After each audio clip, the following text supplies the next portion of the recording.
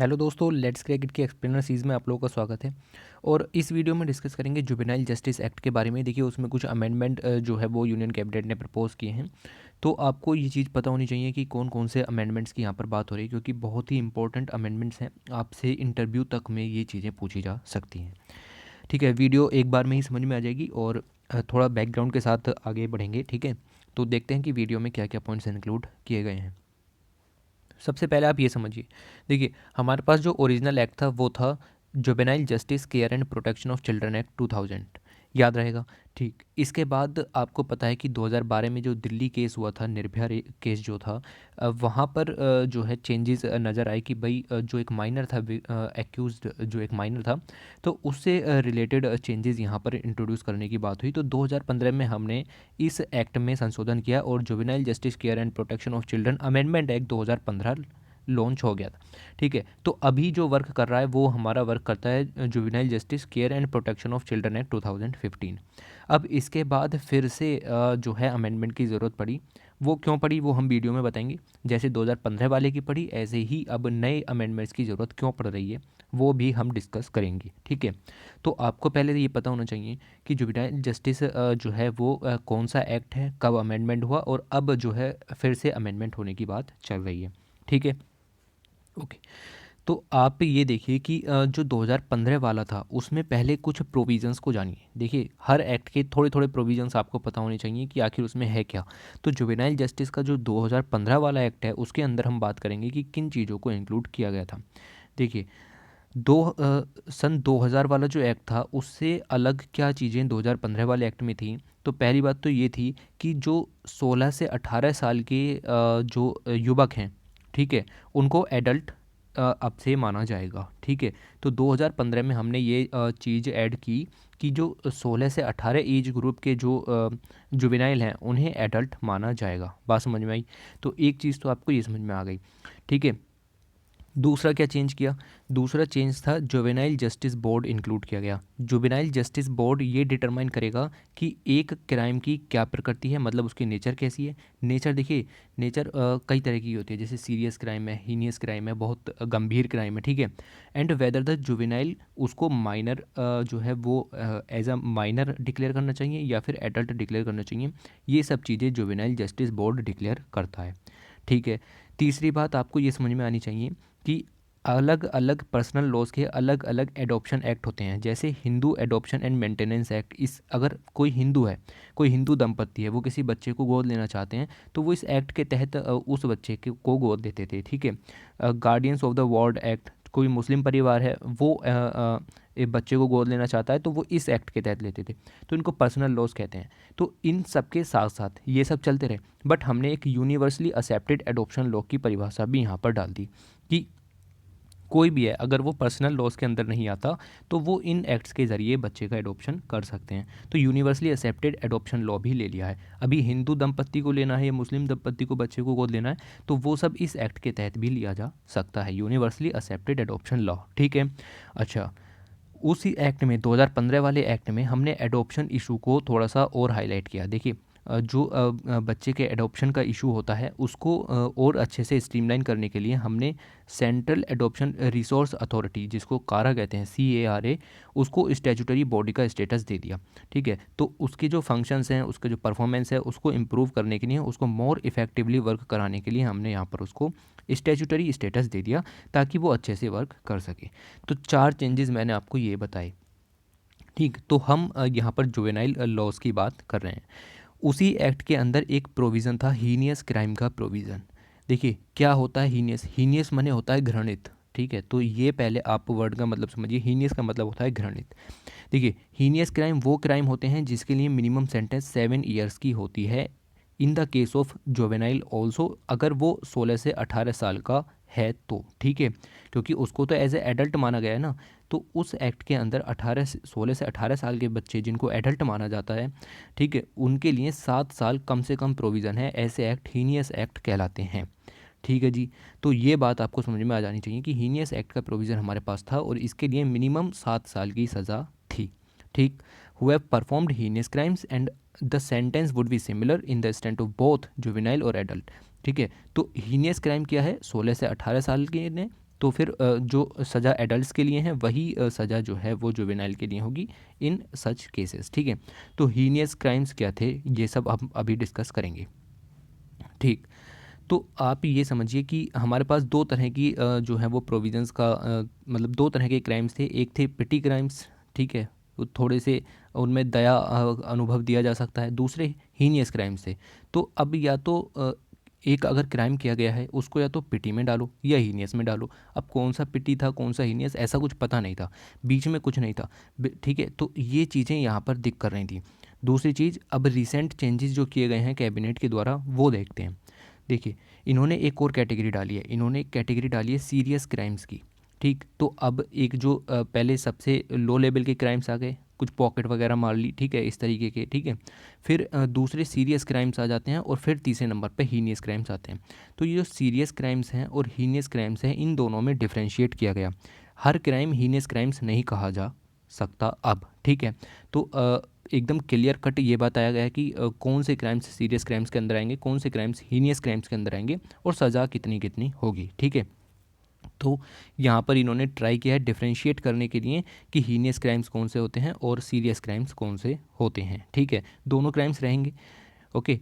Both heinous and serious crimes have also been clarified for the first time, removing any ambiguity, ठीक है। तो कोई भी यहाँ पर दिक्कत अब नहीं रही, कोई भी दुई अर्थी चीज़ें यहाँ पर नहीं रही कि कौन सा क्राइम हीनियस होगा कौन सा सीरियस होगा, ठीक है, okay. The act has clarified that in case a juvenile is tried as an adult he या she may be sentenced for a maximum of 7 years और more but also a minimum of 7 years at the same time, ठीक है। तो अब ये बात यहाँ पर समझ में आ गई कि जो जुवेनाइल है जो 16 से 18 साल का है उसको दो तरह की सज़ा का प्रोविज़न यहाँ पर हो गया। पहले क्या था, पहले सिर्फ यही था कि मैक्सिमम वो मिनिमम 7 year की सज़ा मिलेगी क्योंकि हीनियस क्राइम्स का प्रोविज़न था। अब सीरियस क्राइम का प्रोविज़न है सज़ा 7 साल से कम की भी हो सकती है। बात समझ में आई। तो ज़्यादा से ज़्यादा बच्चों को प्रोटेक्ट करने की कोशिश की जा रही है, बट अगर क्राइम हीनियस है तो आप समझ जाइए कि सज़ा कम से कम 7 साल होगी ही होगी, ओके। अब ये एक्ट का सिग्निफिकेंस क्या था, तो एक्ट की सिग्निफिकेंस की बात करूँ तो ये अश्योर किया गया कि भाई जो चिल्ड्रन है वो एडल्ट जस्टिस सिस्टम से बिल्कुल अलग रहें, ठीक है। तो चिल्ड्रन जो जुवेनाइल जस्टिस सिस्टम है उसको पूरा अलग करने की कोशिश की गई है एडल्ट जस्टिस सिस्टम से, तो जितना हो सके उतना, ठीक है। क्योंकि एक क्राइम की हमने लिमिट जोड़ी है, अब 7 साल की सज़ा वही एडल्ट को होगी, वही जो है 16 साल से 18 को होगी। हीनियस क्राइम में सेम है, हीनियस क्राइम में कोई जुवेनाइल नहीं कोई एडल्ट नहीं, सब सेम है, ठीक है। लेकिन सीरियस क्राइम्स अब थोड़े से यहाँ पर डाले गए हैं जिनमें कि काफ़ी सारे बच्चों को यहाँ पर 7 साल से कम की सज़ा भी देखने को मिलेगी, ठीक है।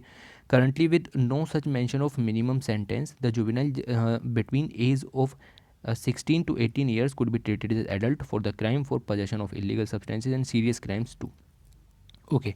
देखिए, पहले अगर कुछ इलीगल काम भी किया है, देखिए एक तो केस हो गए मर्डर रेप जैसे, वो अभी भी हीनियस क्राइम्स के अंदर रहेंगे, बट जो इलीगल तरीके से जैसे ड्रग्स की तस्करी कर रहे हैं बच्चे, तो उसको भी पहले हीनियस क्राइम्स ही मान दिया जाता था।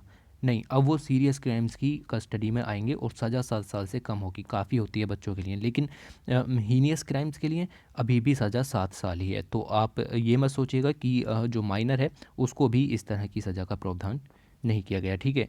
तो एडल्ट्स के लिए और जो 16 साल से 18 साल के जुवेनाइल हैं उनके लिए सेम जो है सज़ा का प्रोविज़न है, लेकिन अगर क्राइम हीनियस है तो, ठीक है।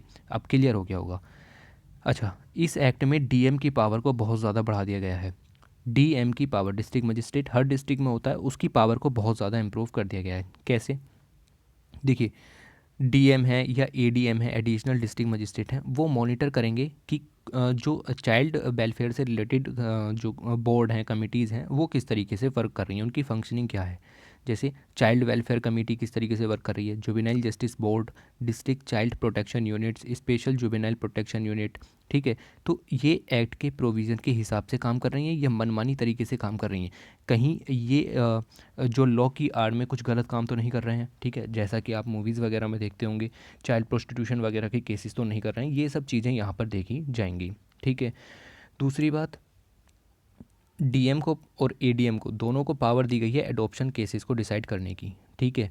तो empowered to decide on adoption cases, also appeal can be done in the divisional commissioner level now. तो आपको ये डीएम की पावर दूसरी पता होनी चाहिए कि एडॉप्शन केसेस में इनको पावर दी गई है कि एडॉप्शन केस डिसाइड कर सकते हैं कि इनको एडॉप्शन में बच्चा दिया जाएगा या नहीं दिया जाएगा। ठीक है, तो कोर्ट की जो लंबी प्रोसेस होती है उससे यहाँ पर बचा जा सकता है।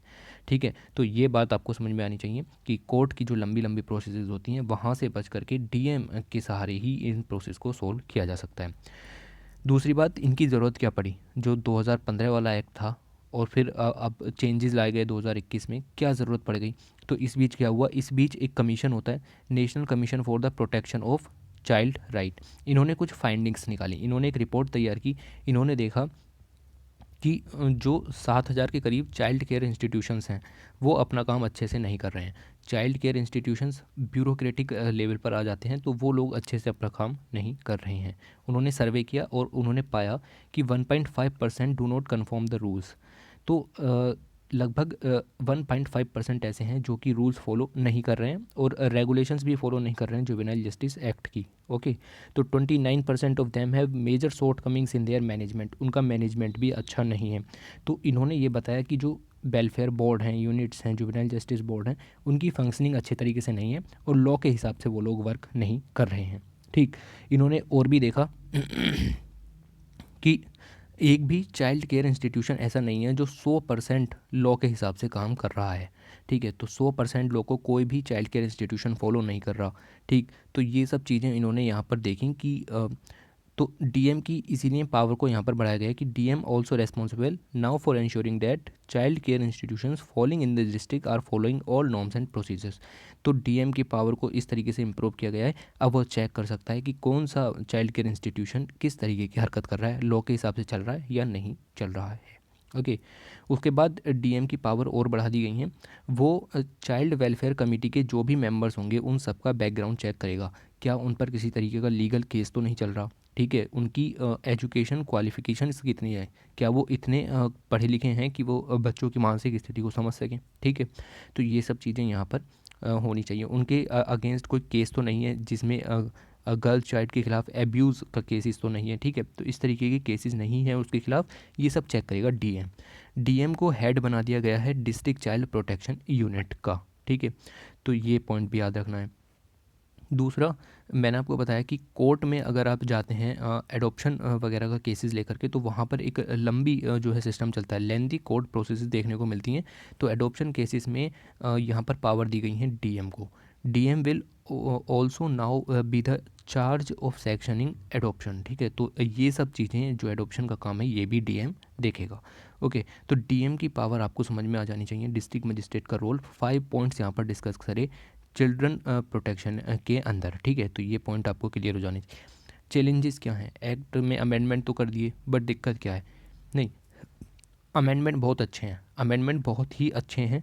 ठीक है, पर प्रॉब्लम ये है कि डीएम के बस की इतना सब नहीं है। डीएम के ऊपर बहुत सारी रेस्पॉन्सिबिलिटीज़ आपने डाल दी, having given too many responsibilities to the DM. तो एकमात्र जो मेन इशू है वो यही है कि डीएम के ऊपर बहुत ज़्यादा यहाँ पर रेस्पॉन्सिबिलिटीज़ देखने के लिए मिलेंगी।